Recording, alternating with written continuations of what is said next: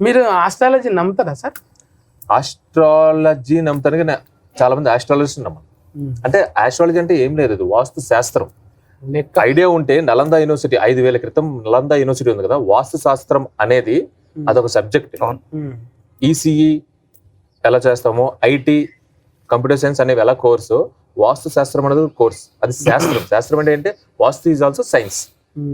But తర్వాత ఏమైపోయింది అంటే సేమ్ మెడిసిన్ ని కొంతమంది తప్పుగా ఎలా వాడుకుంటారు, మంచి డాక్టర్లు ఉన్నారు, అలాగే దాన్ని బిజినెస్ కోసం. ఆస్ట్రాలజీ అంటే ఏంటి? ఇప్పుడు ఫ్యూచర్ చెప్పడం కదండి.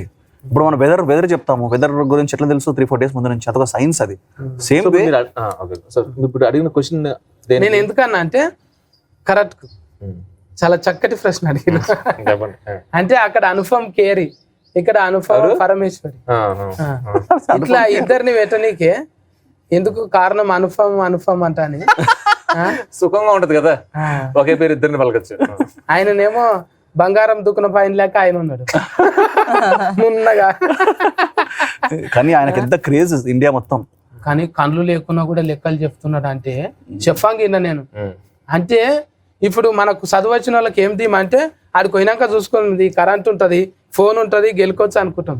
కానీ ఏం తెలియనోడు, చదువు రానోడు ముందే ఇంట్లో పెట్టుకొని పోతాడు. ఆయన కరెంటుతో పని లేదు, గాలి దుంబాలంతో పని లేదు. మరి ఆయనకు చూపు లేకున్నా కూడా అన్ని చెప్తున్నాడు అంటే చూపుకి విజ్ఞానానికి సంబంధం లేదు. ఇది లాజికల్ అర్థమైంది. అదే కాకుండా ఇప్పుడు అంటే అనుపమ్ ఖేర్ టాపిక్ వచ్చింది కాబట్టి ఆయన హిందీలో ఆయన ఫ్రెండ్స్ కానివ్వండి అందరికీ ఒక 500 people ఆయన పిలిచి, మీడియా అనుపమ్ ఖేర్ గారు పిలిచి ఈ సినిమా చూపిస్తున్నాడు ఢిల్లీలో. రేపు ఢిల్లీలో షో ఉంది, హిందీ షో, విత్ ఆయన పిలుస్తాడు సొంతంగా. ఇప్పుడు పిలుచుడు అంటే మతికొచ్చేసారు చాలా మంది. ఇప్పుడు సినిమా అంటే గుళ్ళకాడికి అంటే ఎవరు అవసరం లేదు, మనకు పండితులు ఉన్నారు కదా, వాళ్ళను గండ ఫేరెండం తొడగనికే పిలుస్తారు, శాల్వలు గఫనికి. ఆయన ఏం చదివాడు? అంటే ఐడియా ఉంది కదా, అదే ఇందు కూడా కృష్ణుడు. అవును సార్. అయితే వాళ్ళని పిలుస్తారు కదా, ఫస్ట్ టైం ఏమో ఇస్కాన్ టెంపుల్ లో మిమ్మల్ని పిలుచుడు. అవునబ్బా, ధన్యవాదాలు. అవును, అది ప్రపంచ దేశాలకు తెలుసు అందరికి. అంటే దేశాలలో భాగస్వామ్యం ఉంటారండి ఇస్కాన్ అంటే. ఇస్కాన్ అంట ఎక్కడ? ఆస్ట్రియాలో కూడా ఉంది, మంచు పర్వతాల మధ్యలో కూడా ఇస్కాన్ ఉంది.